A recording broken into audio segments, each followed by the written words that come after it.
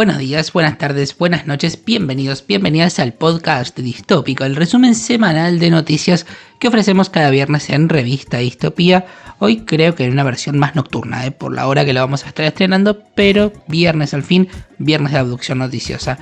Esta semana ha pasado mucho porque volvió la pirotecnia libertaria, Tenemos de todos modos, como siempre con la pirotecnia, que decodificarla, no que ponerla en su lugar, porque no es cuestión de entrar en cada propuesta ruidosa que hace la Libertad Avanza, pero más allá de eso tenemos que ir pensando que van generando sentido, ¿no? Que toda esta pirotecnia tiene una linealidad que no debemos dejar de observar.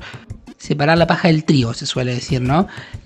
Claramente hay una disputa de la agenda, ¿no? Por parte de la Libertad Avanza, que entre todo lo que dijimos la semana pasada sobre la detención de Cristina, sobre el contexto internacional, algunos temas macroeconómicos que se filtraron y demás, había quedado un poco al margen. A ellos les gusta ocupar la centralidad, manejar ese ruido, saben cómo hacerlo. Esta semana eso se notó un montón.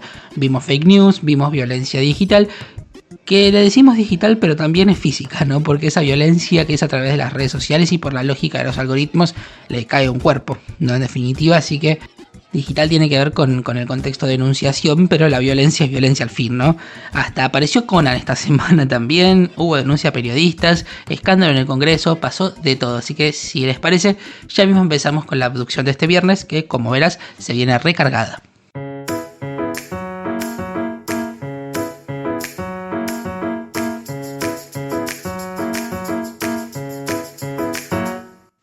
Bien, esta semana estuvo marcada por la ola de frío polar. El invierno llegó puntualísimo este año y a partir del 20-21 de junio hizo mucho frío en nuestro país.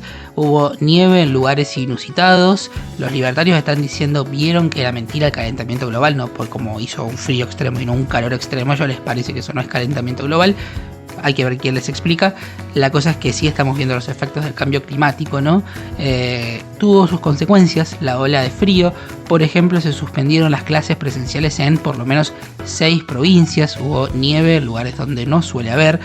En Maquinchao, Río Negro y en Esquel, en Chubut, la temperatura llegó a 18 grados bajo cero, ¿no? Una cosa que realmente fue muy loca. Hubo muchas imágenes virales acerca del frío. Así que estamos viendo esta tendencia a los extremos un poco marcada en términos climáticos. De hecho, en Europa hubo una ola de calor, ¿no? Mientras nosotros teníamos ola de frío intenso.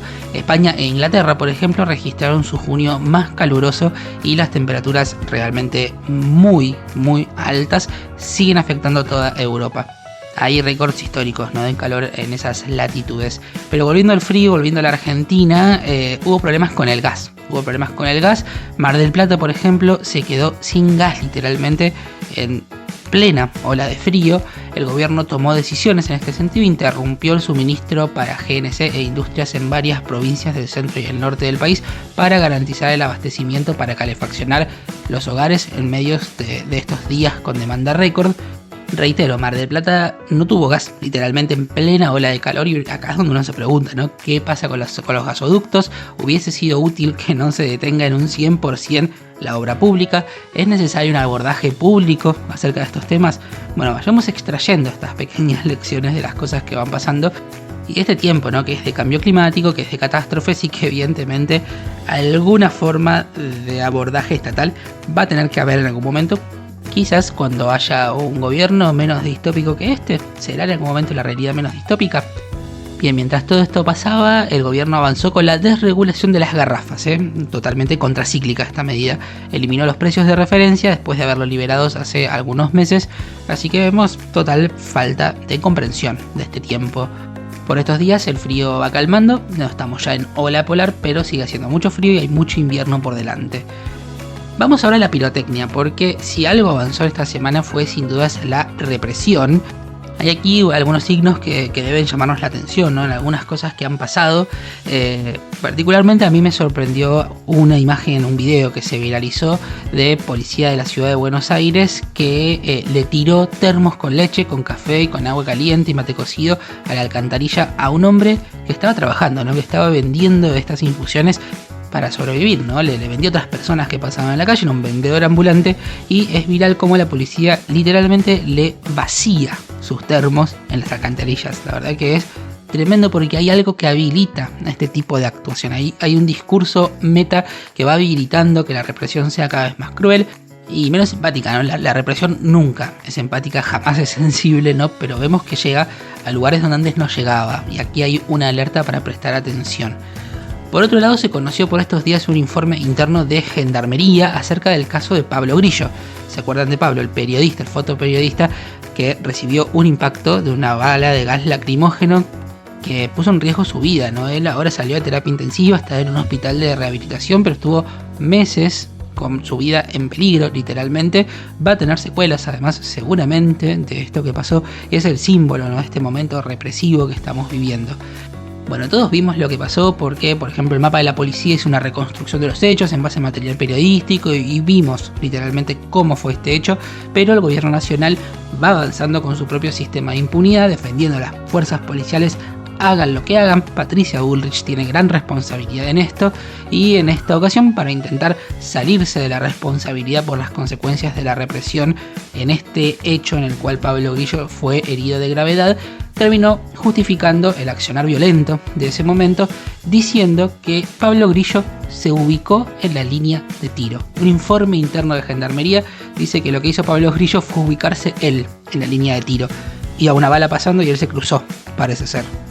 Por lo que dice el informe este que se conoció por estos días, fue un hecho fortuito accidental producto de la mala visibilidad, y que la responsabilidad no es del cabo Héctor Guerrero, identificado por el mapa de la policía, que accionó con este arma, sino de la víctima, ¿no? El argumento de la pollerita cortita, no sé, esto nos suena bastante, ¿no? La cosa es que se va a hacer una reconstrucción de los hechos.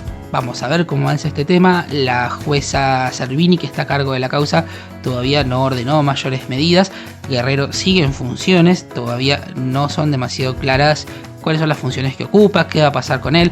Tampoco es cuestión de qué pasa con Guerrero, ¿no? Porque acá claramente hay instrucciones políticas acerca de cómo reprimir, y sí creo que es elocuente que este informe hable de que Pablo Grillo estaba en la línea de tiro, ¿no? Repito, es absurda esa idea. Mientras tanto, por estos días hubo militantes detenidos, también militantes peronistas, militantes del kirchnerismo, detenidos por un escrache a José Luis Espert, ¿no? Él había tenido expresiones muy duras contra Florencia Kirchner en una alocución en la UCA. Ahí mismo, en ese momento, generó reacción por parte de los presentes, terminó siendo repudiado por parte de la universidad incluso, pero a su vez, bueno, estas palabras y la retórica ya habitual, ¿no?, de José Luis Espert, que todo el tiempo dice, tuitea, dice en entrevistas, ratifica y no vuelve atrás nunca, pidiendo bala y cárcel, hicieron que haya un escrache a él. ¿Estamos a favor o no de la metodología del escrache? Bueno, cada uno sabrá si está a favor o no de esa metodología. Es un escrache, lo que hicieron fue colgar un pasacalles y poner estiércol en su casa, algo que en principio no suena demasiado a un delito, suena más bien a una contravención, algo que puede ser molesto, pero no suena o no parece un delito, que son las conductas más graves en las que supuestamente, según el ordenamiento jurídico, puede incurrir un ciudadano, ¿no? No suena a un delito organizado por un grupo de terroristas para atemorizar el orden público, por ejemplo, ¿no? La cosa es que por esta causa hay detenidos. Está detenida una funcionaria bonaerense, Alexia Abaigar. Ella fue trasladada al penal de Ezeiza por este escrache en la puerta de Espert. Y además también arrestaron a Eva Mieri, presidenta del bloque de concejales del PJ de Quilmes, y otras 3 personas más, acusadas de haber participado también en ese hecho. Hay una denuncia de persecución judicial al respecto. La detención de estas personas además se produce a partir de una serie de allanamientos ordenados por una jueza federal, las mantienen incomunicadas. Los procedimientos además son de noche, son nocturnos, algo que en principio no está alentado por el sistema jurídico. Entonces vemos aquí cierta actitud selectiva, ¿no?, a la hora de generar este tipo de acciones judiciales. Digo, me da la sensación que incluso estamos hasta individualistas para no reprochar que un diputado nacional diga cárcel o bala todo el tiempo, pero si hay un escrache que organiza un conjunto de personas, ahí sí va la policía y busca detener. No hay cierta simetría aquí. Pirotecnia quizás, probablemente sí, probablemente no pase a mayores esta detención, pero va construyendo un sentido, ¿no? Y va habilitando ciertas cosas, como por ejemplo que un policía después vaya y le vacíe un termo de café a un vendedor ambulante que hace eso para sobrevivir, ¿no? A todo esto, ya que estamos hablando de episodios violentos, también se habló mucho esta semana acerca de Julia Mengolini. Ella es una periodista y militante política y feminista opositora al gobierno, que está sufriendo una fuertísima campaña en su contra en redes sociales, sobre todo en Twitter, la red social donde circulan los discursos de odio mayormente. Hemos hablado sobre esto en nuestro newsletter, así que yo sugiero que por ahí vayan a leer ahí.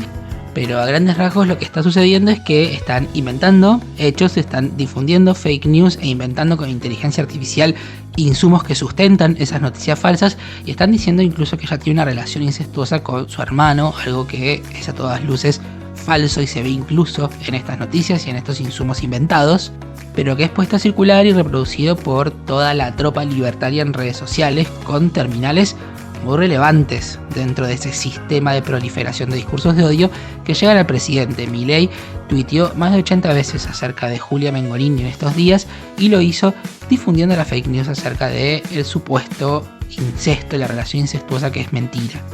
Subyace una lógica que en realidad es una excusa, ¿no? Dicen, bueno, Giulia Mengolini algún día sugirió algo acerca de que el presidente tenía una relación de enamoramiento con su hermana, entonces ahora que se banque el vuelto, y él la termina denunciando a Giulia Mengolini por calumnias, por injurias y demás. Denuncia también a otros periodistas, a Jorge Rial, a Doman, a Mauro Federico, a Nicolás Lantos, denuncias que no van a llegar a ningún lado, ¿no? Pero alimenta la retórica del gobierno, que todo el tiempo necesita crearse enemigos para generar pirotecnia y un relato populista muy marcado y muy eficaz.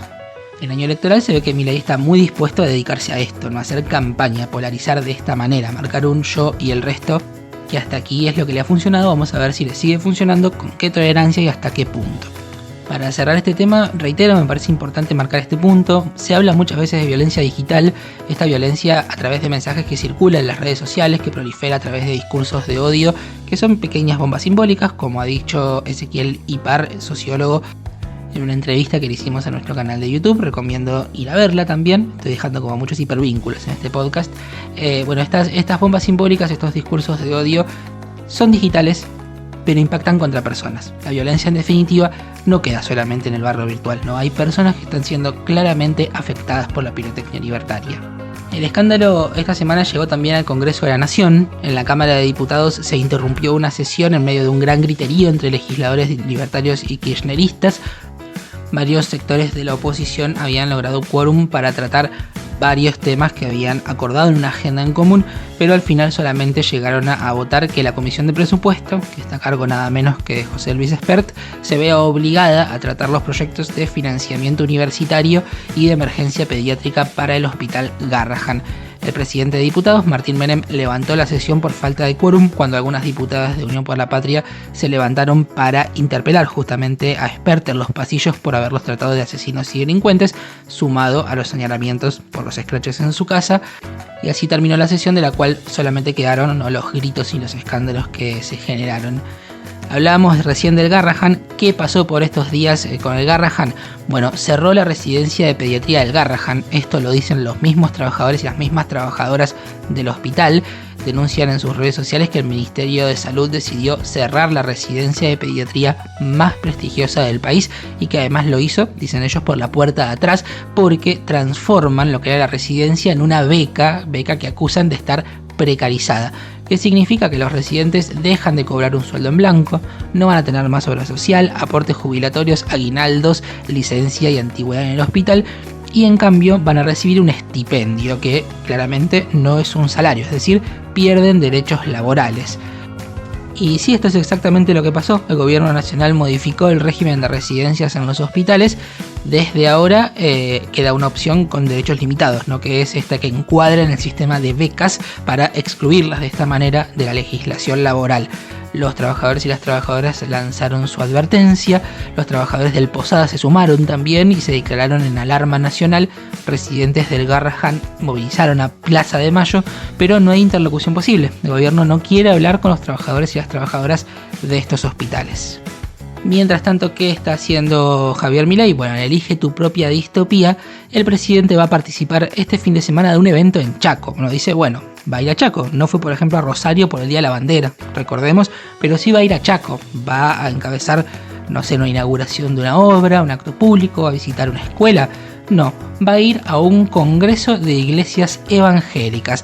Va a dar un discurso junto con un pastor, con Jorge Ledesma, titular de la Fundación Portal del Cielo.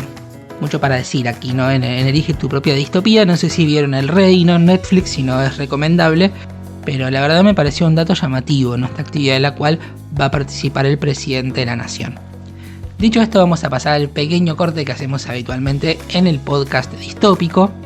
En este corte yo habitualmente te recuerdo que estás escuchando la aducción noticiosa de la revista Distopía, que nuestro medio es 100% autogestivo y por lo tanto depende de nuestros suscriptores, nuestras suscriptoras, nuestra comunidad distópica en definitiva para existir. Así que si a vos te gusta este podcast, si te gusta el newsletter que miércoles por medio llega de manera gratuita a tu casilla de mail, si te gustan los reels que hace Eve todas las semanas con la noticia distópica, si te gustan las entrevistas audiovisuales que cada tanto vamos generando, bueno, podés ayudarnos a seguir haciéndolo, ¿no? Podés ayudarnos a seguir generando este contenido aportando por única vez, suscribiéndote para aportar mensualmente.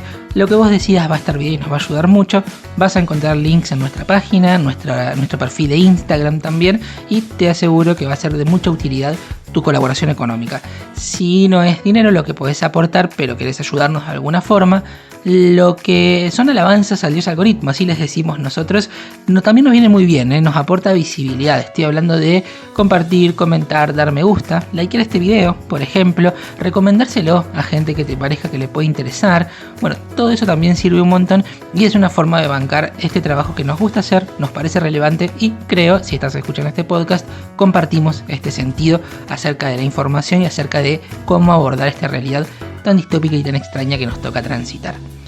Dicho esto, vamos a pasar a la noticia distópica de esta semana. Una noticia distópica diferente. Recién hablábamos del evangelismo y Javier Milei. Sin duda en la distopía el abordaje religioso tiene mucho peso. Y en este caso vamos a hacer referencia a un fallo de la Corte Suprema de Justicia de la Nación que revocó la condena a un sacerdote, a Justo José Hilarrás, que fue protagonista de uno de los mayores escándalos de abusos de menores en la Iglesia Católica en nuestro país. Hay muchos casos de abusos sexuales en torno a la Iglesia Católica, incluso lo hemos dicho en este podcast también, hay películas que hablan sobre esto, es un gran secreto a voces, y también se habla mucho acerca de cómo son los abordajes de responsabilidad de este tipo de hechos, ¿no? Generalmente, hasta hace muy poco, había sumarios internos, traslados dentro de la misma iglesia, encubrimiento, y los casos son tremendos, seguramente conocéis más de uno. Y bueno, en este caso se juntan varias de estas cosas que estamos diciendo. Justo José Hilarrás cumplió 66 años, estaba cumpliendo una pena de 25 años de prisión por la comisión de abusos sexuales en perjuicio de 7 menores que transitaban la escuela secundaria en una institución que es confesional. Estamos hablando de seminaristas de 12 a 15 años, no menores de edad claramente, y algunos por debajo de la edad en la que se presume que puede haber consentimiento, ¿no? Que son los 13 años. La cosa es que los jueces de la corte decidieron que estos delitos que sufrieron estos jóvenes, estos niños, estos adolescentes, prescribieron cuando el acusado fue juzgado y por lo tanto no correspondía la pena. Es relevante decir que el Papa Francisco había expulsado a Hilarrás del sacerdocio, ¿no? Esto había sido un avance bastante importante porque hablábamos de mucho encubrimiento dentro de la iglesia, encubrimiento que siguió, no significa que con Francisco se haya terminado, pero estamos hablando de un cura de su país, de un caso muy resonante y de una decisión que claramente iba en buen sentido, ¿no? Los testimonios son tremendos. Dijo, por ejemplo, uno de los testigos que este cura se metía dentro de la cama de los muchachos y abusaba de ellos, que casi no dormían por temor a vivir estas situaciones. Este testigo además fue una de las víctimas de esto que pasó en Paraná. Son hechos que sucedieron entre 1988 y 1992. Él tenía un vínculo cotidiano, ¿no?, con estos alumnos porque él los cuidaba y los aconsejaba, pero este rol que cumplió les permitió abusar de 7 de ellos, ¿no? Es interesante el recorrido que tuvo el caso de Hilarrás porque en principio un tribunal diocesano, es decir, un tribunal de la curia interno, lo encontró culpable, pero lo que hizo fue trasladarlo a otra ciudad y después lo trasladaron al Vaticano a estudiar misionología. Después terminó volviendo al país y lo mandaron a una parroquia en Tucumán. En 2012 sus víctimas, que ya tenían más de 30 años, lo denunciaron ante la justicia penal y bueno, todo esto que sigue es lo que conté antes, ¿no? Pero la cosa es que es muy evidente en este caso la trama de encubrimiento porque se repite en muchos de los casos de abuso sexual. La iglesia encubriendo, haciendo procesos internos y trasladando solamente a sacerdotes para ocultar eso que pasaba, ¿no? La justicia de Entre Ríos en 2002 había entendido que los delitos no estaban prescriptos, como alegaba la defensa, porque son crímenes de inusitada gravedad, no equiparables a los delitos de lesa humanidad, y este es el criterio que cambia la Corte. La Corte Suprema acepta un recurso extraordinario presentado por la defensa de Ilieras y dispone el sobreseimiento por prescripción de la causa. Los testimonios que se conocen son muchos, son impactantes. Yo creo que ya los hechos hablan por sí solos y que no hace falta hacer alusión a más testimonios, pero si los buscas los vas a encontrar, y sin dudas a mí esta situación de encubrimiento y este retroceso en esta materia me parece la noticia distópica de esta semana y un punto muy importante para conversar clara y abiertamente. Volvemos a la información concreta, ¿no? La abducción noticiosa, y vamos a YPF. Esto es importante porque la jueza Loreta Presca, jueza que es discípula del juez Griesa, que seguramente te acuerdes de la época de los fondos buitres, siguen existiendo, ¿no? Estoy hablando de la época de relato en Argentina, de los fondos buitres. Esta jueza del segundo distrito de Nueva York le ordenó a la Argentina ceder el 51% de las acciones de YPF, es decir, la cantidad de acciones que tiene el Estado argentino a través de otras entidades, pero las tiene el Estado argentino, a los fondos buitres. Esto como parte de pago del juicio por la nacionalización de la petrolera en 2012. ¿Qué hizo Milei? Le echó la culpa al ministro de Economía de entonces, que es nada más y nada menos que Axel Kicillof, aunque la decisión fue del Congreso, por abrumadora mayoría. El gobernador dijo que el presidente se pone del lado de los poderes extranjeros y dio una conferencia de prensa al respecto. Milei y el gobierno nacional en realidad terminan apelando a esta decisión. Imagino que no están tan de acuerdo con lo que hizo Presca o no quieren pagar el costo político y hacen algo contrario a lo que creen. Quedará la libre interpretación de cada uno. Pero creo que si vamos al meollo de la cuestión, la pregunta es ¿por qué les interesa YPF? ¿Qué pasa con Vaca Muerta? ¿Cuánto vale Vaca Muerta? ¿Quién la quiere? ¿Para qué? No son cuestiones de soberanía que exceden la mera petrolera nacional, que no es poco, pero tampoco es todo, ¿no? En este interín aumentó la nafta, 3.5% aumentó la nafta esta semana. Yendo a terreno electoral, hubo elecciones en Santa Fe y Formosa. Se repite la baja participación, ¿no? Esto lo vemos viendo en todas las elecciones en distintos distritos nacionales. En Santa Fe, el frente del gobernador, el frente de Puyaro, ganó en el 80% de las localidades en esa provincia, incluso la capital, pero la novedad estuvo en Rosario, una de las ciudades más pujantes, quizás más que la capital de la provincia, donde un espacio peronista, un espacio novedoso, Ciudad Futura, y su líder, Juan Monteverde, ganó y va a gobernar, va a tener la intendencia. También ganó en otras ciudades muy pobladas, y lo interesante de este caso es que el tema estaba entre Ciudad Futura y el peronismo o La Libertad Avanza, y hay una buena noticia para el peronismo en este caso. En cuanto a Formosa, votó para renovar media legislatura y elegir 30 convencionales para la reforma constitucional que le ordena la Corte Suprema con el tema de las reelecciones y de Gilles Fran. El Frente para la Victoria de Gilles Fran, valga la redundancia, arrasó, sacó el 67% de los votos, así que hubo de nuevo una elección adversa al gobierno nacional. Hablando de presidencias, Javier Milei le entregó la presidencia pro tempore del Mercosur a su par de Brasil, a Lula da Silva. En una reunión que tuvo lugar en nuestro país, en Argentina, le pidió a los socios del bloque una mayor apertura a las políticas de desregulación y les dijo que si no acompaña al gobierno argentino lo va a hacer solo. Después de la reunión de presidentes, Lula da Silva visitó a Cristina Fernández de Kirchner en su prisión domiciliaria, posó con un cartel de Cristina Libre, además, y en cuanto a la foto del Mercosur, se hizo muy viral una toma en la cual están todos los presidentes que formaron parte del encuentro multilateral saludando, y Javier Milei solo sin saludar en el medio de la foto porque es el anfitrión, pero sin saludar. Tema Fondo Monetario Internacional, el FMI avisó que todavía no le puso fecha al desembolso de los $2.000 millones que espera el gobierno. La emisión que vino por estos días al país frenó la aprobación para el giro de estos fondos, que son parte del préstamo por $20.000 millones de esta gestión. Dijo la vocera del organismo que falta terminar el análisis técnico del acuerdo de facilidades extendidas.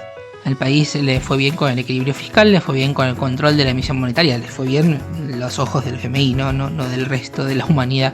Pero Argentina incumplió la meta de reservas del Banco Central, que quedó por debajo de lo que requiere el fondo para prestar ese dinero. Mientras tanto, pirotecnia, volvemos a la pirotecnia, porque esta semana apareció Conan, o apareció un Conan. La cosa es que Javier Milei fue con un perro a un streaming en el cual ayudaron a una fundación animalista. Recomiendo seguir a Juan Luis González, autor del libro El Loco, y está pronto a publicar otro libro acerca de Javier Milei, para saber bien de qué va todo este tema de cuántos son los perros, cuáles son los que sí, cuáles están clonados. Él tiene mucha data al respecto y muy bien probada. Pero lo que yo quiero resaltar acerca de este encuentro fue una situación que se dio cuando el conductor del streaming le dijo cosa a Conan y Karina Milei, que también participó de la entrevista, le dijo esto. Demasiado que me hayas traído a eso, demasiados que hayan venido. No, eso no, Conan. Esa cosa gigante, Conan. esa cosa hermosa. Conan. Qué locura. Mira, yo te voy a contar algo. Mm. Cuando nosotros estábamos armando el tema de la Asunción, yo tenía un montón de gente que trabajaba y vino una persona y me dijo, teníamos idea de ver de llevarlo a Conan. Y después dijimos, bueno, hay que ver con los caballos, viste, que quizás se ponían nerviosos, ¿no?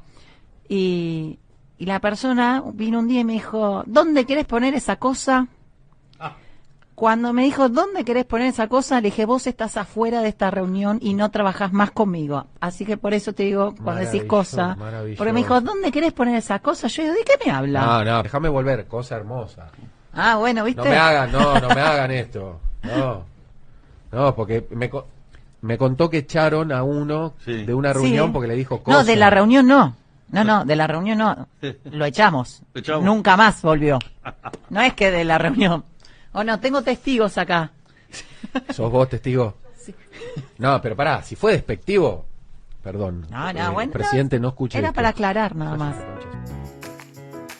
No sé qué es peor, ¿no? Si esta situación despótica de Karina Milei ante alguien que le dijo cosa a Conan, o la actitud del periodista que pide perdón ante eso, entregadísimo al poder. La verdad que es fabuloso este audio, es muy expresivo, ¿no? Porque habla de la dinámica del poder del gobierno, particularmente de Karina Milei, y también del lamebotismo al que ya estamos acostumbrados ante este gobierno. Mientras tanto, el que se arrepintió de haber posado con la motosierra fue Elon Musk, ¿no? Porque recordemos que el magnate formó parte del gobierno de Donald Trump. En ese momento ellos dos eran súper amigos, estaba el amiguito menor, el hermanito menor, que era Javier Milei, que le llevó su novedad, la motosierra, que la verdad ya también es un gesto bastante interesante, ¿no? Elon Musk se termina yendo del gobierno de Trump con fuertes críticas, ¿no? Lo hablamos en el podcast, se acusaron de todo un poco, literalmente hablando. Después hubo diplomacia, ¿no? Pero en el medio las cosas que se dijeron fueron tremendas. Y lo que hace Elon Musk en estos días es intercambiar en su propia red social, en Twitter, con un usuario que le puso: quizás no deberías haber subido la motosierra al escenario y haberte portado como un tonto. El dueño de Tesla le termina diciendo: punto válido. Y sigue: Milei me dio la motosierra entre bastidores y la usé, pero en retrospectiva me faltó empatía. Bueno, debe estar decepcionado el hermano menor. Vamos al tema alquileres. Hace unos días se conoció un índice, el índice de emancipación que publica el Instituto de Desafíos Urbanos Futuros, y hay un dato saliente, que es que en el tercer trimestre de 2024 los trabajadores jóvenes con empleo formal, repito, con empleo formal, debieron usar más de la mitad de su salario, el 52% de su salario, para alquilar un monoambiente, en este caso en la ciudad de Buenos Aires, pero me imagino que el panorama quizás no sea tan tremendo en otros lados del país, pero tampoco es mucho más favorable, ¿no? Creo que como punto indicador podemos decir que los trabajadores tienen que usar gran parte de su salario para alquilar un monoambiente o un departamento sin ningún lujo, complicando el punto que observaba este índice, ¿no? Que es la emancipación, la posibilidad de independizarse.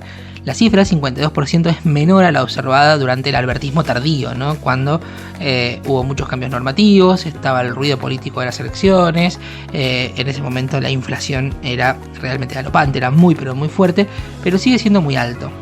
Recomiendo siempre seguir a Inquilinos Agrupados y a Gervasio Muñoz para estar al tanto de lo que pasa en este sentido. Vamos con el campo, porque el gobierno extendió la rebaja temporal de las retenciones para el trigo y la cebada hasta el 31 de marzo, pero no incluyó a la soja y al maíz, que van a subir desde esta semana, y entonces la sociedad rural se enojó y habló de un impuesto discriminatorio y confiscatorio, y avisó que esto vuelve a colocar al campo en un escenario muy difícil. Este gobierno es demasiado concesivo con los poderes, así que yo creo que va a haber un acuerdo. Terminamos con ciberdelitos, porque la Unidad Fiscal Especializada en Ciberdelincuencia informó que en 2024 se recibieron 34.468 reportes por delitos informáticos. Es una cifra mucho mayor, 21% mayor a la de 2023, y la más alta hasta la fecha. La maniobra más reportada lejos es la de fraudes en línea, 63%, y en particular lo que más se reitera es la compra-venta de productos. Le siguen usurpación de identidad y acceso ilegítimo a cuentas. Dicho esto, hemos llegado al final del resumen informativo de la abducción noticiosa, la revista Distopía de esta semana. Nos volvemos a encontrar como siempre el próximo viernes para un nuevo podcast distópico. Mi nombre es Lautaro Peñaflor Zangara y espero que tengas muy buen fin de semana.